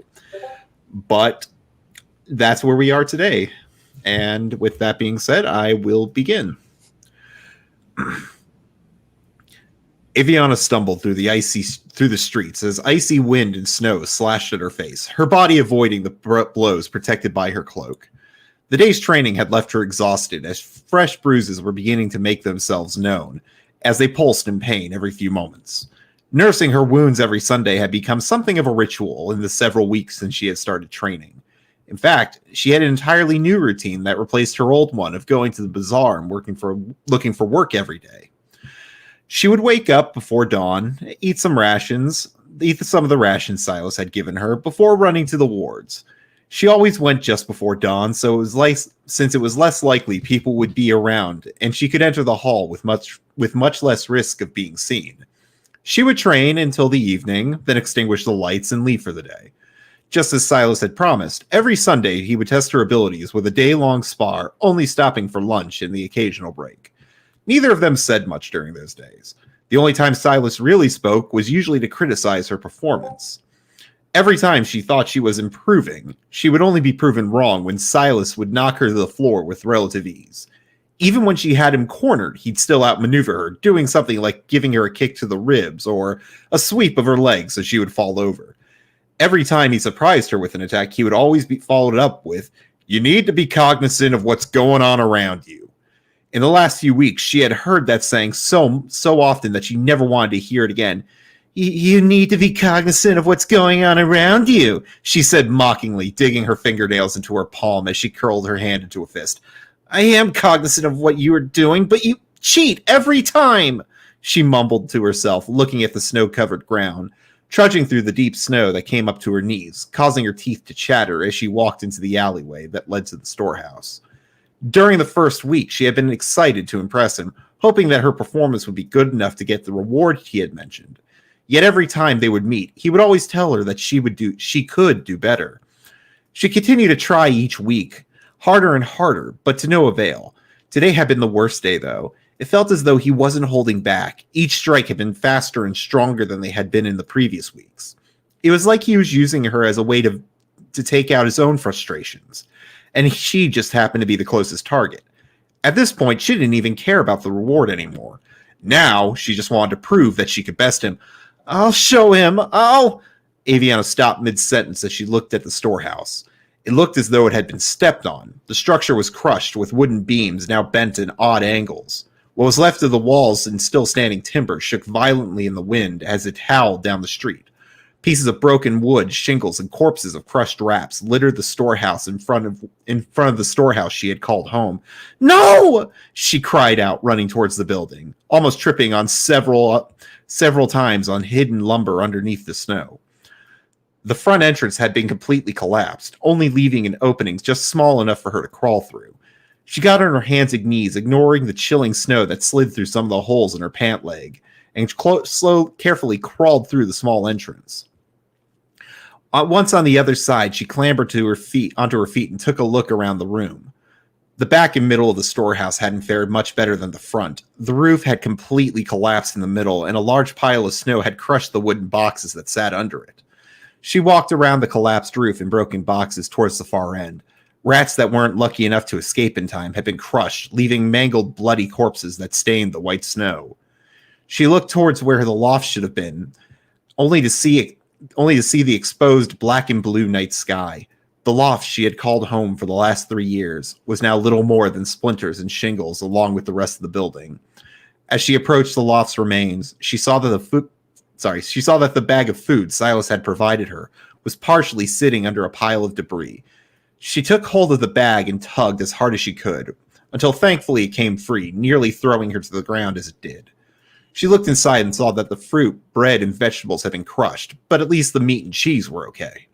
Whimpering, Aviana closed the bag and turned around, taking in the destruction as tears began to swell in her eyes. It was then that she spotted the old, ratty burlap sack she had been using as a bed, sitting underneath a pile of heavy timber. Aviana dropped the food bag and ran towards the sack and grabbed it with both hands. Let go! She cried out, tears stinging her cheeks as she pulled as hard as she could. Before she could stop, she heard a loud tearing sound and suddenly fell over. When she looked in her hand, she discovered that she was only holding a part of the sack, as the rest lied in the rubble. She forced her hand into it, ignoring the scratches and stabbings that came from exposed nails and splintered wood. She could just barely feel the end of the sack brush against her fingers, but didn't have enough reach to grab the rest. Reluctantly, she pulled her hands out of the rubble and looked down at the piece she had managed to salvage. She cupped it in both hands and held it tight against her chest as she cried. The sack had been a gift from Merrick. When she moved into the storehouse, she had been unable to salvage much in the way of blankets or sheets, but he had managed to find an empty burlap sack while helping to rebuild the city. He gave it to her, saying that should keep her a little warm at night. Aviana looked at her destroyed home, tears continuing to fall and sting her face as her heart... Sorry, I gotta reread that. Tears continuing to sting her face as they fell, her heart quiet and slow as though grieving with her. It was similar to watching the orphanage burn all over again. But this time, she had nothing to direct her sadness at. No one to blame, no one to be angry at. All she could do was sit on the floor and mourn the loss of yet another home. Aviana wiped the sweat from her forehead with her dirty white shirt sleeve as she sat on the arena's stone floor. It had been over a month since the storehouse had collapsed, and in that time, the winter season had been replaced with a warmer, less harsher spring. During her first nights of living in the hall, she recalled what Silas said about the break-ins that had occurred. She did not sleep well those first few days, as she couldn't find comfort and was jumping at every mysterious noise she heard during the night. It wasn't until the second week of living there that she finally found peace and was growing accustomed to her new surroundings, and no longer jumped at every stray noise. Even without the issue of sleep, living in the hall had proven more difficult than she thought it would be. Almost every morning, she would have to blindly find her way to the nearest candle, usually knocking her shin against one of the unused braziers as she stumbled around. After several of these incidents, she decided to keep the flint and tinder next to her, along with one of the lanterns so that she could light it when she first awoke. However, Silas said that she shouldn't be too reliant on this method, as she would need to learn to navigate the dark anyways. Sighing, Aviana reached for her bag of provisions and pulled out a thick, long carrot. Every week since the storehouse was destroyed, Silas would bring with him another bag and give it to her, saying it was her payment for keeping up with her training. He mentioned, though, that if he thought she was slacking off, that he would stop bringing food, and that she would need to find a way to get food for herself, along with finding time to train each day. She took a bite of the carrot, resulting in a loud crunch that echoed through the hall. The exterior of the carrot was somewhat dry, and the texture felt odd against her tongue. However, the interior was moist and made her smile as the sweet taste of carrot juice danced on her tongue. She slowly ate her way up to the top of the carrot, every bite resulting in another satisfying crunch. When she was done, all that was left of the once mighty carrot was just the top, with several leaves sticking out of it. She placed the top into a smaller bag Silas had left behind for waste. Every few days, she had to take the bag to a cesspit just outside the city gates, so the smell of discarded food and waste wouldn't stick up the hall. Aviana stretched her arms up and yawned slightly as she laid on her back, looking up at the ceiling. Since she had moved into the training hall, her routine hadn't changed all that much. She would get up, eat breakfast, practice, eat lunch, rest, practice some more, then eat dinner, and end her day with sleep. The only time she went outside was to dispose of her waste. It wasn't as if anyone wanted to associate with her anyways, and now she had a constant supply of food, so there wasn't much of a reason. Yet, even with getting used to her new home, she continually thought about her old one. Mindlessly, she reached to her side and grabbed the piece of burlap she had managed to save. She held it close against her chest, her finger gently rubbing over its coarse and rough weaving, her thoughts turning to Merrick. "I hope he hasn't forgotten about me," Aviana said quietly as she held the piece of burlap tighter in her fingers. Just as Aviana was getting lost in her thoughts, there was a knock on the eastern wall. She recognized that the knocks were in the same rhythmic pattern Silas used. Aviana got up and placed the burlap back with her blankets and pillow, walked over to the east wall, and knocked again, twice against it, just as Silas had taught her. The wall went quiet before the sound of hinges opening broke the silence, and someone ducked inside. "Good morning," a man's voice said. Aviana watched as the person stood up, revealing a large, bald, burly man with broad shoulders and a bit of weight in his midsection. It was Marcel. His clothing was much less formal than when she had seen him last a month ago. He wore a simple yellow shirt with tan pants and brown boots. The man's gray beard had also grown slightly longer, giving him a more sagely look, but his dark blue eyes and posture made him look as powerful as ever. "Chancellor, to what do I owe the pleasure?" Aviana asked, bowing her head. "Please, there's no need to be so formal. Just call me Marcel," he said jovially. "Oh, all right. What can I do for you, Marcel?" Aviana asked, smiling slightly as she fidgeted with her fingers. "Silas and I met last night to discuss your progress, and I thought I'd come see it for myself," Marcel said. Aviana's heart stopped, and her eyes went wide as a jolt of fear ran down her spine. What did he tell you?" she asked, almost whimpering. "Before I tell you his judgment, I wish to see your progress for myself," Marcel replied as he walked over to the railing. "You want to see me practice?" Aviana asked, her voice shaky. "What's so hard to understand?" "Yes," Marcel answered, beginning to sound slightly annoyed. Aviana slowly walked down toward the arena and picked up her food bag and waist sack and placed them both into the stands. She then walked to the weapons rack and picked up her sword, the weapon bouncing in her shaky hand. She could feel Marcel's eyes watching her every move as she took position at the white line, her heart thumping in her ear. She looked up at the dummy, which she always thought looked ridiculous, but right now it looked more intimidating than even Silas. She took in a deep breath and placed her right foot in front of her and bent her knee, while putting her left leg behind her and raised her sword with her extended arm. "It's just like every other time you train with Silas. There's nothing different. Just do what you always do," Aviana said quietly, attempting to calm herself, but her sword refused to stop shaking. She took in a deep breath and went for a wide horizontal swing. As she swung, she felt her right leg move, but for some reason, her left leg didn't, resulting in her plummeting face first into the ground, only to barely catch herself with her free hand. You realize you need to move with both legs, correct? Marcel inquired from the railing. I'm sorry, let me try again, Aviana replied as she awkwardly got up from off the floor. She positioned herself again, her heart still thumping in her ears and Marcel's eyes still on her as she readied her sword and took a deep breath. She stepped in for a diagonal slice, starting at the dummy's head, but when the sword made contact, it fumbled out of her hand and landed on the floor with a clack. Aviana whined before turning towards the Chancellor. I don't know why this is happening. I've done this countless times. I don't know why I can't do it now, she said, almost crying, her hands and body shaking. The Chancellor nodded and slowly walked into the arena and picked up a different kind of wooden sword than Silas normally used. The sword had a curved blade and a curved piece around the grip. A few weeks ago, Silas had taught her what each sword was, and she was racking her brain before she remembered it was called a saber. What are you doing? She asked Marcel as Marcel moved the dummy out of the arena. The best way to judge someone's abilities is to fight them yourself, Marcel said as he took his place at the white line. He put his left hand on his waist and placed his right leg forward and bent his knee, with his left straight behind him. He then raised his sword and held it there, hovering against his face. Aviana gulped as she took a few steps as she stood a few inches away from her starting position, looking at Marcel. Between his stature and stance, he was every bit as imposing as Silas, as he waited for her to take her spot. Yet before she could, and without any warning, Marcel took a large step forward and swung his saber down at her. Aviana didn't even have time to get into stance before she found herself blocking his attack, her knees bending in the process.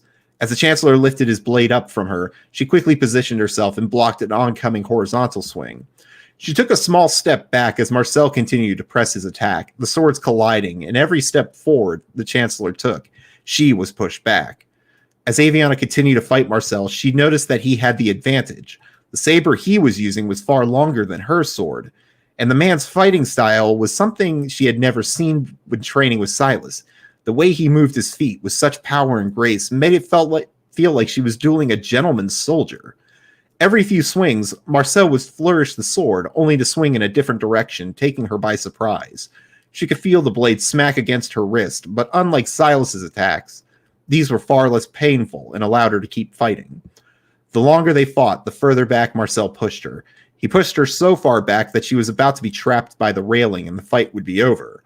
It was a method Silas had used on her so many times when they trained. Just as the Chancellor was preparing for another swing, she dove out of the way and landed on the floor. Without hesitation, she picked herself up and turned around to face him. The Chancellor smiled and as he positioned himself again, and she did the same, edging closer to him. As soon as she got into range, he took a swing at her, and just as he did, Aviana swung back, causing her hand to shake as the two blades collided. She pulled her blade back for a stab, only for a saber to knock her off course and cause her to stumble. Marcel swung his blade down at her head, which she narrowly avoided by ducking and quickly repositioning herself. Marcel raised his sword in what looked like an attempt to stab her. As he did, Aviana took the opportunity to swing and hit the right side of his chest, making contact. Marcel smiled and lowered his sword. You have improved quite a bit from when I first saw you fight. Thank you, sir, Aviana replied excitedly at the compliment. Don't mistake me. If this was a real duel, you would have lost your hand at several points. So there is much room for improvement. But you are making fine progress. And Silas thinks so too. Silas thinks I'm doing well? Aviana asked, surprised at the revelation. He does. But I agree with his criticism. Your movements are too stiff. You're trying to fight like Silas, but your body is not built to move like his is. Silas said he taught me the most basic stances, and that's all I've been using, Aviana replied as she attempted to comprehend Marcel's critique. He has, but you need to adapt that stance. You can build on it to suit your needs. Every fighter worth their mettle has adapted a basic stance into their own style. Now you need to do the same. Think about the way a person walks. If you've ever noticed, no two people move exactly the same. I honestly haven't noticed that, Aviana said, wondering who pays attention to how people walk. Well, what can I do to fight better? There are two suggestions I can give you. One is to listen to your body. One is to listen to what your body is telling you and move the way it wants to. Alternatively, you can observe how other people move, look for weaknesses in the stance and movements, as well as their strengths. If you observe how someone's bodies move, you can learn to defeat them or imitate their movements. It's not like I've seen a lot of people fight, Aviana said bluntly. That's true. I try to make it so that there aren't many brawls occurring in my city streets. Marcel said, sounding somewhat proud. Think about it like this. If there are many different ways to hold a sword and fight with one, experiment a bit. Try different stances, but keep in mind the fundamentals. Your stance should be able to move quickly, strike effectively, but be solid enough to use defensively. Marcel responded, sounding like a wizened sage. Aviana nodded, hanging on to Marcel's every word. If you can learn to fight, if you can learn to do that, you will become an amazing fighter. I promise I will do my best, sir, Aviana said, bowing her head. I know you will make me proud, Aviana, Marcel said, placing his hand on her shoulder. When she looked up, she could see a kind, almost prideful smile on his face. Well, I must be on my way, Marcel said, retracting his hand and placing his saber back on the weapons rack. He walked over to the hatch, but just before he opened it, he stopped and stroked his beard. Tell me, Aviana, have you ever attended the Maltede Festival? I used to save up my Dharma all year for that festival, Aviana stated excitedly. The festival is starting this Monday. Normally, I would accompany my wife around the festival grounds the first day, but I have business to attend to this year. So, she was looking for someone else to attend the festival with. Would you be interested? Aviana went quiet, fidgeting her fingers nervously at the idea of spending the day with someone who was mostly a stranger to her. She hadn't seen Raquela since she was at the Dove's Inn. Yet, spending time with her couldn't be a bad thing. After all, she wouldn't be here if it weren't for the Chancellor's kindness, and he owed him a debt she could never repay. Also, Lady Wayne seemed very kind herself when she helped to heal Aviana's wounds, and sounded somewhat protective when Marcel told them his plans for making her a raven. I would be honored to escort Lady Wayne, Aviana said, bowing her head. Very good. Very good. I shall inform her, the Chancellor said, smiling, before slowly opening the hatch. She watched as he poked his head out slowly, looked around, and then ducked out, closing the hatch behind him. And that's it for this week. This Marcel guy seems like an interesting character. I really like how he's shaping up. We've met him before. Like he was, like I said, he's the one who brought her in. Oh yeah. Okay. Yeah, I think I got him and Silas mixed up. Yeah, this is the Chancellor character from a long time ago. If Silas is Hank Pym, who's this? Oh Lord, I can't. The closest character actor I can think to match this character, and it's just because he's based on my grandfather and they have a similar build. You guys ever seen Fiddler on the Roof? Oh yeah, I've seen Is he Tevye? Topol, the actor Topol, the guy who played the main guy. Yep, Tevye. The old Jewish man. Yeah. Interesting. Because I've seen it I saw it on stage, but I never saw the movie. Yeah, okay. I saw it on stage too. I was referring to the movie, but yeah, the main character of the movie, I think he would actually fit this role best. He's sort of supposed to be this. He's supposed to be this kind old man, but at the same time, he's a businessman. He's a the mayor of a city. He's a strong man, but he has a string of kindness to him. Yeah, I got that sense. Definitely with what do you not understand? Yes, I want to fight. Sensing annoyance coming from I kind of forgot who he was, but yeah. Well, it's been a while since we've seen him, yeah. Yeah, but that's in the book. That's in writing. That's clearer. There were a couple of like small. Sorry. Go for it. No, go for it. Go for it. Yeah, there were just a couple of small things in wording, like partially sitting sounded a bit weird to me. I don't recall saying partially sitting. Yeah, somewhere in there. I could have sworn I heard that. That might have been when I got tongue tied, but yeah. Yeah, and then there was lied where it should be lay, but that's Balerion. Balerion, in all politeness, go to hell. But no, I mean the thing was the reading was good though. I'm just mentioning these little things. I got you. But Yeah, because that's something that if I'm reading, I get distracted. but Marcel's obviously like Silas. The way this is supposed to work is that one of the big themes of the story is that you learn a lot of things from a lot of different people. So Silas is teaching her the ropes of being a spy or being a thief. Marcel is more teaching her life skills, if you will. Later on, the Raquela character, his wife, she's teaching Aviana how to be social, how to be a person.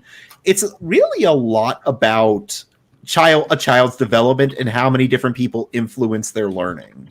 A Bildungsroman, then. Oh, yeah, kind of, really. Yeah, basically. I like that in this actually- chapter. Oh, sorry, go ahead.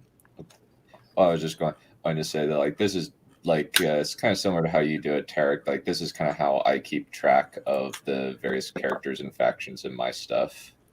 Right. Where I'll just have a Pinterest board with a bunch of actors, and I'll just throw them up onto the thing. Well, the problem is that with Marcel, he was always based on my grandfather when the book even was started. And I've just never thought of an actor who would fit to play this character, because I've always just seen him as my granddad. Why Yeah, does that say the black bastard? yeah, I do like him. Yeah. Yeah. Yeah, I think this was originally meant to be like an Eldritch kind of book, but I only wrote like 1 or 2 chapters and never like finished anything more than like a couple of chapters. So are Marcel and Silas going to be sharing the teaching duties for the foreseeable future? It's like I said, it's more like Silas is teaching her this set of skills, but she's going to other people who can help her to develop other skills. Like I said, like he's teaching her a lot of life skills, like how to handle situations. This was just kind of so that he can get a gauge on how she's doing. Yeah. So And- how to adapt Silas's teaching to our particular needs. More like the lesson here, and I think I explained this later, is that she got so used to fighting Silas that what if somebody does come at her with a different sort of fighting style? Like I said, no two people walk the same and no two people fight the same. But if you fight the same person over and over and don't learn this, you're probably gonna fail pretty hard when you get into your first real fight. Yeah, because the next person she meets won't be Silas, and you'll be really fighting too. He won't be training her; he'll be actually fighting her. Exactly. Yeah. Yeah, But good. But this is not really a spoiler. Well, this kind of a spoiler, but one of the other things he teaches her is kind of how to role play. And what I mean by that is he sits her down when she's about to meet the person who become her dance instructor. And he says, all right, play through the conversation with me. How would you approach this? And then he gives her critiques on how she's conducting herself, how she's presenting herself, and how she's speaking. So again, he's teaching her a lot of life skills. That's his role, along with being like the boss of her boss. Yeah, good. It was a nice continuation of the last chapter. And, there was a lot of doubt within Aviana about what she was doing. And you could definitely sense it this chapter. A whole lot of, fear and doubt that was, making her, hit the dummy and the sword falls right out of her hand. That's nervousness and fear. Yeah, I like the build-up that you did with him fighting her and then revealing at the end. No, Silas is actually proud of your efforts. It's like, he is? Oh my goodness! Yeah. I mean, she's a 12-year-old girl. She should be nervous about having to fight grown men. Especially if they talk like Jenna that. would be nervous about that. If she loses a hand, I will be like, dang ballsy. No. Star Wars. I'm gonna clarify this now. I never thought about that, and I'm probably not going to do it, but it kind of makes sense Because what's the punishment for a thief? You lose your hand. No. Yep, what Becca just put. I saw that comment while you were reading, and I was like, I never even noticed that because yeah, she's right. This is like the 4th or 5th time this has happened. It won't be a hand, it'll be a foot.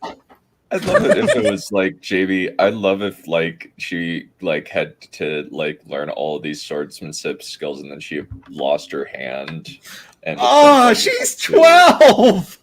No, that would- no, that would be John Chap, traumatizing to don't me. be. Even Tarek isn't that cruel to his characters. Ah. Man. What is this? The Walking Dead? Damn. I was thinking like Game of Thrones, but that works too. True. Well, you know, This is- we've all done horrible things to our characters at some point. This is not Game of Thrones. At least I hope not. No, this is too reasonable. People are being reasonable in this. And there's actual narrative logic too. Okay, a Song of Ice and Fire, not Game of Thrones. Yeah. But I'm glad you all enjoyed. It gives me such pride to know that you guys are really enjoying this, as always. Oh yeah. Now I have to use that idea at some point of a female swordsman who like loses a hand and Do you then find has that to like a- become a political schemer to Yeah. compensate. That sounds great. Does this? That's interesting. No, you don't understand. No, Becca. Silas is the father figure. The chancellor is the grandfatherly figure, literally.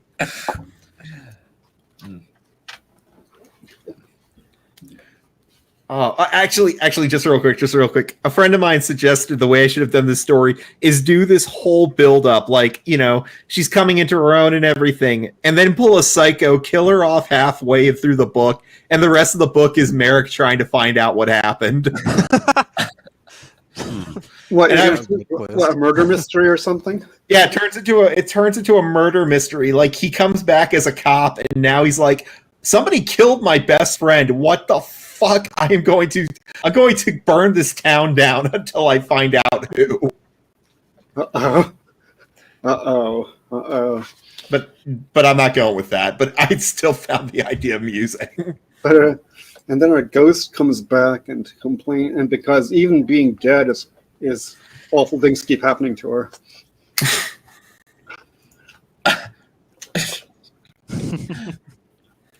Yeah, kind of. My grandfather is a father figure. So Yeah. would Silas be like, I forgot his name. Would Marcel be like Dumbledore and Silas be what's the other guy? The one with the really Sirius big Black. beard. Serious? Or Yeah, Sirius Hagrid. works. I was Hagrid. thinking, yeah, Hagrid. Actually, it is more closer to the Dumbledore serious thing with Harry. But obviously, what I was going for with this is that Aviana and Silas was very much inspired by like Joel and Ellie from Last of Us 1, or more so actually, not even them. You got Horizon Zero Dawn between Aloy and Rost, because it's a very similar situation. I probably subconsciously was thinking about that game when I started making up the character of Aviana, but I think this works really well for them because you don't get to explore it much in the game, but I think it's much better to explore it here in a book where you have more time to dedicate it to the relationship. Yeah. Hank Pym is training the daughter. Yeah. When you first said that, I was like, that changed everything. Yeah. Yeah. All right. So, Dunn, is this you next? I believe it is, yeah. So I'm going to be actually continuing something from a while back, Steam Detective. I've only read like the first chapter. All that's really happened of note is they're a pair of detectives, Jack. Yeah, let me look at the first names. Jack Devereaux and his buddy Howard Stack did a sting, and Mr. Devereaux quietly slipped as is standard practice in this really rundown, crappy district precinct that he is in. He pockets some of the money that they grabbed and gives it to and splits the take with his commanding officer. Oh, this is the one where I said like you should really make it into a noir, like a very noirist. Like I knew she was trouble the moment she walked into my door. She smelled of cigarettes and whiskey. Oh, now I remember that. I think it was more like I knew she was trouble as soon as she walked through the classroom door.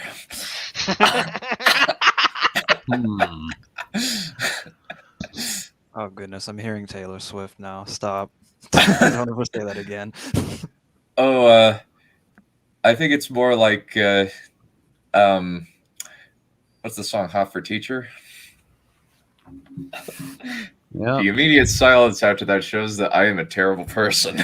You are. You are indeed. Yes. Yeah. You are going to burn in a very special level of hell. A level they Okay. reserve for child molesters. And people who talk at the theater. And done. Actually, funny you should say You're going to that. burn in a very special level of hell. A level they reserve for child molesters and people who talk at the theater. They need to. Special. Someone needs to edit that clip and make and add "and done" at the end.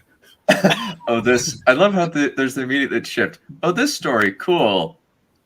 Oh, this story. Mhm. Yep. Alrighty.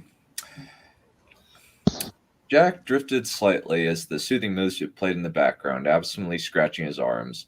The small, clear lumps on his forearms itched often nowadays, but he didn't quite know why when the other lumps on his neck, back, and legs were fine, except on rare occasions.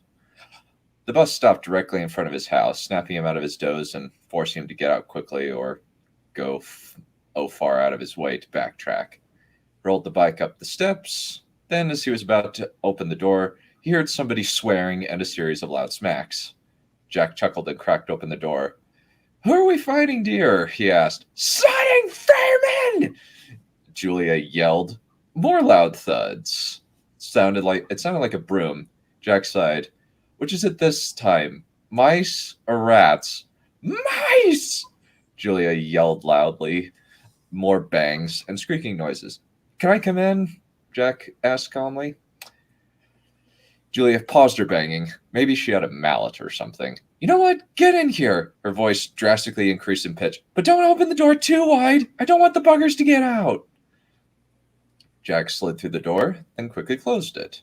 His wife, Julia, was stalking around the living room, a croquet mallet in one hand and a broom in the other. Her dress was pinned up around her knees so as to make them inaccessible to the tiny vermin she was attempting to kill. Several mice scurried around the room, attempting to escape, only to be shepherded by Julia's broom, then promptly exterminated by the mallet. A few were hiding beneath the furniture, keeping out of sight. Jack quickly examined the situation, placed his hat on the hanger, pulled out two of his long-barreled peacemaker revolvers, aimed, then unloaded the chamber into the mice. The scuttling vermin splattered across the wall, tiny blood spatters dotting the floorboards around the furniture. Jack swallowed and raised a handkerchief to his nose to block out the smell of blood. Noting his motion, Julia dropped the mallet and the broom, then dashed over him, wrapping her arms around his neck and kissing him. She retracted her lips, then pecked him on the lips again. "My hero," she said, too breathily for it to be serious. "You saved me several hours of work. Thank you so much." Jack smiled and pecked his wife on the forehead. "Do I detect playful sarcasm?" "That is a false accusation," she protested teasingly. "You are my hero. One of them. Caprico is probably a bit higher on the intellectual scale. So I'm slightly below a dead philosopher in smarts," Jack said wryly, putting his hands on her waist and swaying slightly. Julia put her hands on his arms, massaging the lumps through his shirt as she leaned. aimed her head against his shoulder. I married you, didn't I? A loud bang on the door destroyed the moment. Jack sighed wistfully and released his wife, who promptly unpinned her skirt, letting it fall to the ground, then turned to the door and called, "Who is it?" "It's Mrs. Stokers, Julia." The squeaky, slightly reedy reply. I announced the older woman better than any other introduction. "I thought I heard gunshots. I was wondering what all the noise was about." "It's all right, Mrs. Stokers," Julia explained calmly. "My husband was shooting mice for me." "Did he get them?" the old lady asked, sounding eager. "He did," Julia said, giving Jack a smile. "Good on him," Mrs. Stoker remarked. Jack could almost imagine her nodding enthusiastically. "I'll just start wearing earplugs in case he has to kill more of the little bastards." "Thank you for your understanding," Julia called as the older woman's footsteps faded away. Jack came up behind Julia and hugged her gently, kissing her cheek and leaning his head against hers. "Now, where were we before we were so rudely interrupted?" Julia leaned back, awkward against him. "You were going to tell me about the sting, I think. Was I?" Jack chuckled. "I must have forgotten." "Yes, you were," he remarked, patting his forearms. "How did it go?" Jack let her go, but took her hand. "Nothing too out of the ordinary, actually." He recounted the sting events quickly. You could smell something cooking in the kitchen. Julia glanced at the old battered clock over the blackened heater. "The pizza roll should be ready by now." Jack covered his mouth, disguising a chuckle as a cough. "Pizza rolls?" he remarked. "I've never heard of that." Julia swatted his arm playfully. "Come on, you like pizza and you like rolls. Why not see if you like it before you make snap judgments on my time-tested cooking instincts?" "I'm not making a negative snap judgment," Jack protested mildly. "I'm just saying I wouldn't have thought of that kind of dish." He gave her a mildly suspicious look. "Out of curiosity, did you try I-1 before me?" Julia trailed off. "I was waiting to try it on you." "How sweet," he remarked dryly. "So I'm the guinea pig." Julia flashed an encouraging smile at him. "No, you're the food critic to whom I am throwing myself at the mercy of." Jack folded his arms. "No matter what my reaction is, I want a few guarantees." Julia raised an eyebrow. "So long as they're fair, I will listen," she promised. "Even if I tell you I don't like it," he raised his hand to her slowly, "which I'm not saying I will, I want the guarantee that I don't have to sleep on the couch." Julia sighed long-sufferingly. "I wasn't going to do that to you," she said earnestly. Jack raised an eyebrow. "Really? I seem to remember when we were first married that I had a 3-day engagement with the couch because you weren't as practiced as in the culinary arts as you are now, and you couldn't take a bit of constructive criticism." Julia's expression was flat. "If by constructive criticism you mean gagging and complaining volubly that the food was burnt or some other thing, and rather than explaining your point calmly like an adult," her voice was just as flat. She turned and glided serenely into the kitchen. "I was 18!" And Jack protested weakly as he followed her in the kitchen. "Teenage boys are stupid when it comes to food. Yes, and I was 30!" Julia remarked, turning several knobs on the oven, then pulled the small cheese-covered rolls.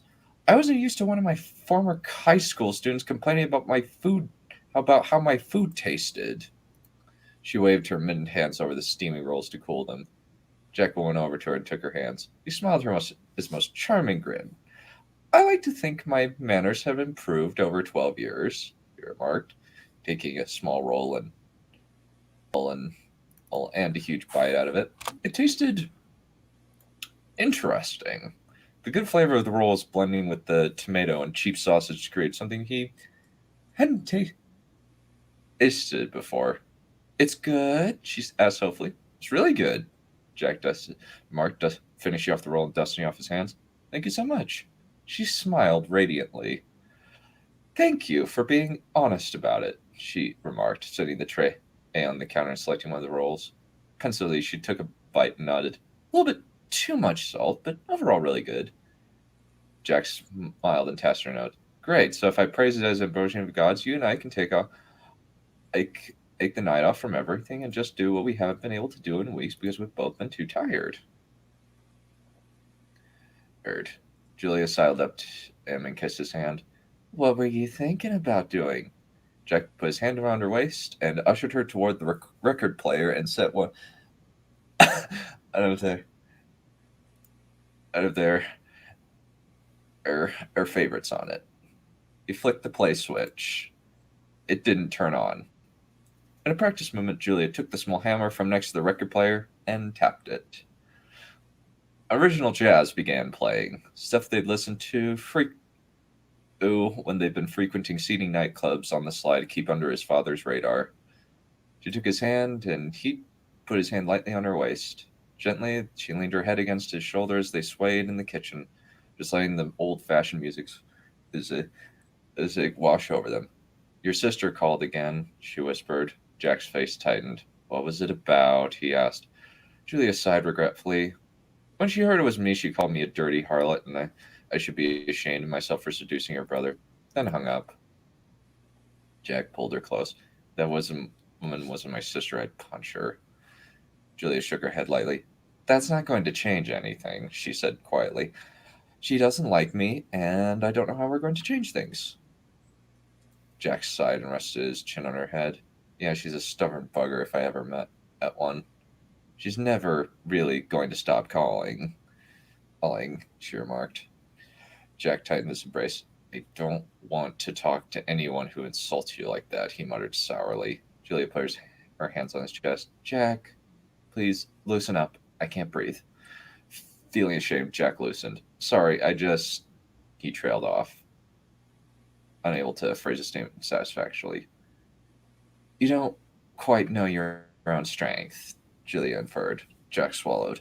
Yeah, he scratched his left arm. Yeah, you're right. Julia hugged him. Come on, we haven't had any alone time together, she said, grabbing the radio and guiding him toward their old living room. Please, I need to just relax with you right now. Jack followed her to the couch and set the radio in its designated spot. They took their accustomed positions on the couch, Jack reclining against the seat, Julia snuggled up next to him with his arm around her, gently pulling up his sleeve to reveal the 4 small bumps seemingly made of clear skin and emerging from each of his arms. Julia massaged the bumps on his arms as he switched out a record for one in the large stylized case. Jack eventually found the place where they'd left off a few days ago. Where are we in the radio play again? He asked.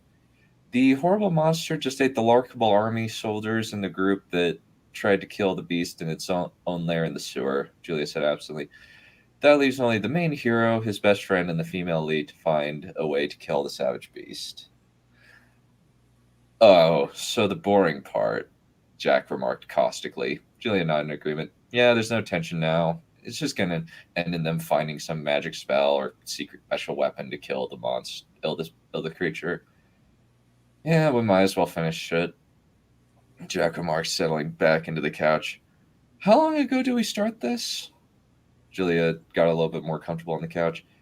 They do a new genre play once every month, so this makes 3 weeks? Okay, so which do you think is going to die first? The actually competent best friend or this really stupid, obnoxious female lead? Julia grimaced and took a deep breath. I want the obnoxious female lead to die because she offends me on a personal level, but the best friend has been built up enough so it would resonate emotionally with the audience if he gets horrifically murdered with the big scary monster by the big scary monster. Jack nodded begrudgingly. I don't like it, but I have to agree with you. He gently extracted from Julia and got up. I can make out what's happening with the kitchen. Do you mind if I go make some popcorn for us? Julia nodded absently. Sure, go ahead. Jack grabbed out a bag of kernels and set it in the mini oven, then carefully began setting the timer. Julia, I think I've got it, but correct me if I haven't got it right. Power level 5, spin and speed medium for 3 minutes. 3 minutes and 30 seconds, Julia. Ilya. Ilya corrected, waiting vaguely for him to be quiet. If you cook it for only 3 minutes, there'll be a lot of uncooked kernels. Okay. Jack remarked, adjusting the timer. Just as the popcorn unfinished cooking, the hero died fighting the monster. Jack perked up and handed Ilya the bag. So, we were both wrong, he remarked. Julia opened the bag, took a handful of kernels, then delicately began munching on them. Now we're left with the best character in the play and the worst character in the play. Jack nodded.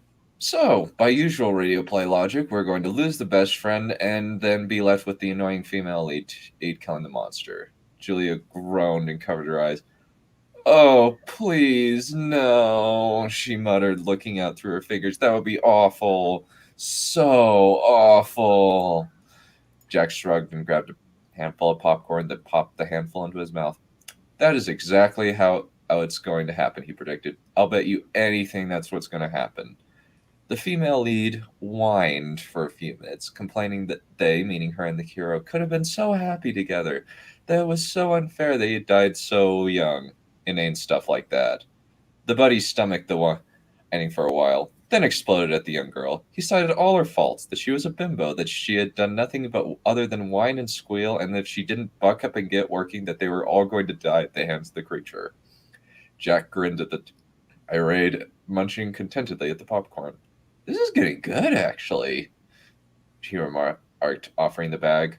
Julia grinned and smugly. Yeah, at least the writers understand they've written an extremely annoying character. The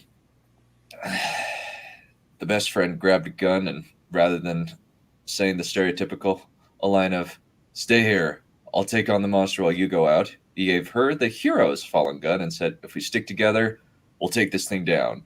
The female lead stopped crying and sniffed, then took the gun. Julia was actually taking a bit more interest now that the girl was now taking responsibility for her own fate. Jack was just glad that she wasn't being whiny and annoying. Also, the best friend was his favorite character, so that made him happy and hadn't died yet. He was still anticipating the friend was going to die, despite the twist on the female dynamic of the play. They cornered the monster. The final climactic fight began. Within minutes, the friend was injured at the monster's mercy. Jack prepared to turn Boone out. Then it surprised him. The female lead sacrificed herself to save the friend just as the monster was about to kill the friend. The friend grabbed both guns, shoved them into the monster's head, then blew its brains out, illustrated by the sound of a watermelon being squashed. The play ended with the friend taking the hero and the female lead to a car, then burying them outside the church. Julia wiped her eyes. Wow, that was... She sniffed and dabbed at her eyes. That was a surprisingly touching ending. Yeah, Jack agreed. Quite tragic, actually. And very smart, too, Julia agreed. I wonder if the next one is as good as this one was. I seriously doubt it. Jack remarked, pulling the newspaper over and looking over this week's record play schedule. The next one is labeled as a slapstick comedy with a guy named Jerome Gray as the lead. Who's that? You remember that annoying clown character that we had to listen to last week? Jack remarked. Julia blanched. Oh, that guy, she recalled. Well, surely he's capable of getting better performances. Jack brought up the actor's other performances. He was the offensively stereotyped minority in that horrible play that we stopped listening to after the first session, he rattled off. I think he played a drug addict in a bad melodrama, but I've attempted to block that one out of my mind. Let's find something else. What looks good? And that'll conclude it for this week. No offense, dude, but when the whole melodrama thing and the whole play thing, if you were projecting any harder, we could have used you to watch a movie.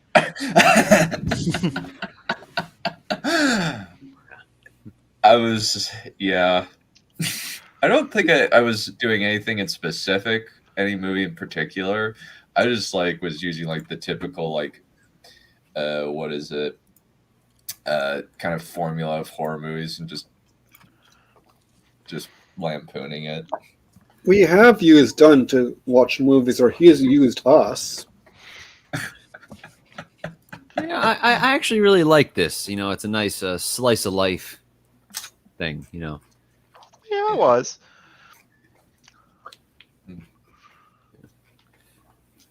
there's a If you want to talk about the elephant in the room, go for it. That yeah, that was like I raised an eyebrow or two at that bit.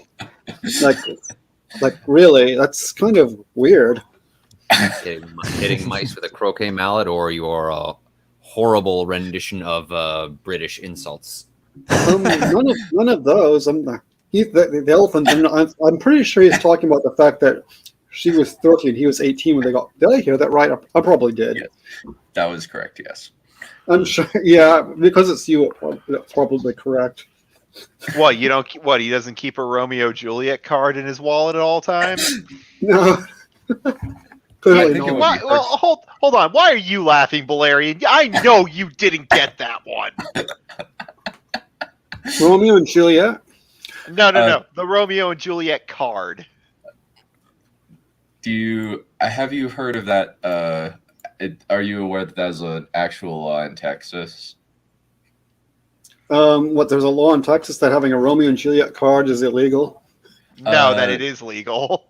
Basically, basically Transformers 4 had a character have a Romeo and Juliet law card, which basically means even though he's 21 and she is 17, that it's okay because they had a pre-existing high school relationship, and he has it in his wallet.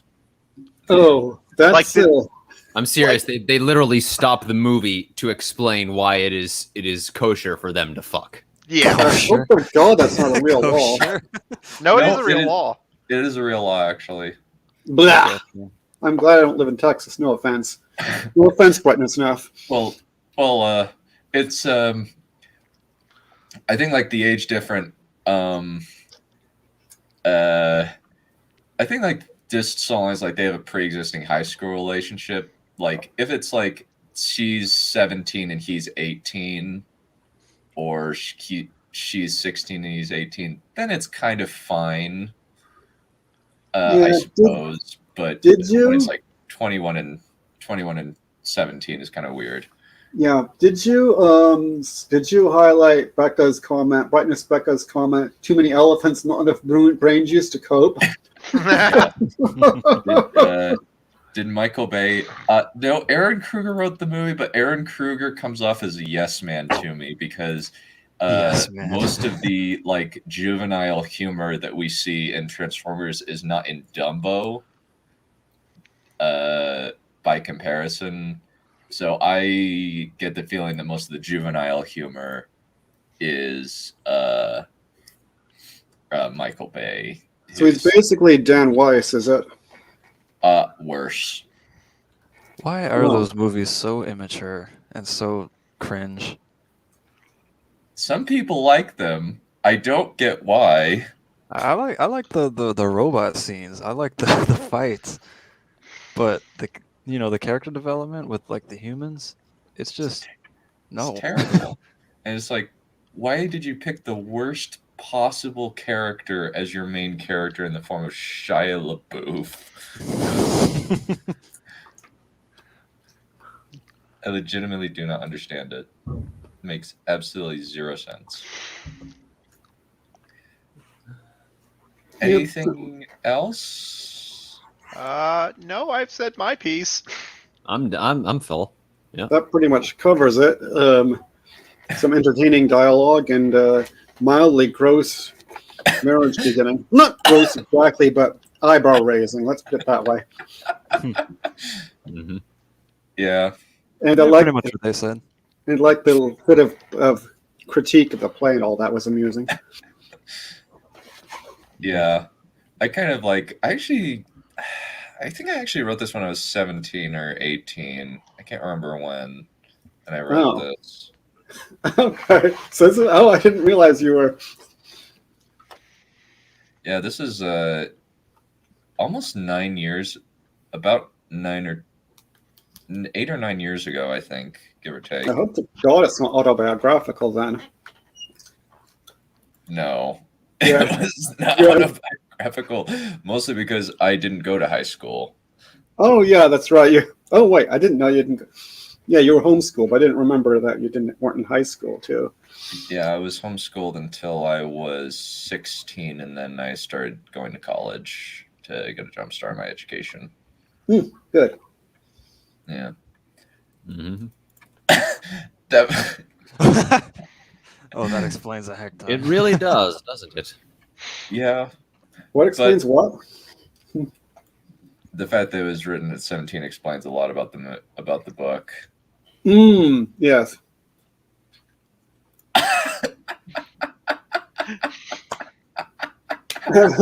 Yep. She's not wrong. She's not wrong. I don't know. Maybe Dunn likes his women older. No comment. I did at that point in time, yes, because there is nobody appealing my age around me. I mean, that wasn't related to me. So was Julia modeled on some actress he had a crush on? I think she was a couple. Let me actually pull up the Pinterest cast list. Oh, sorry if that was an indelicate question. Why would it be indelicate? I really don't care. Good. I'm very, Good. very, very open about what I find appealing. Good.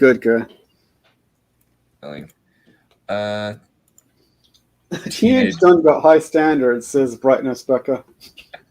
Kind of this was kind of the kind of like there were a few various different. There was kind of a few that I thought the of. Redhead. That redhead. I like the other redhead too. Yeah.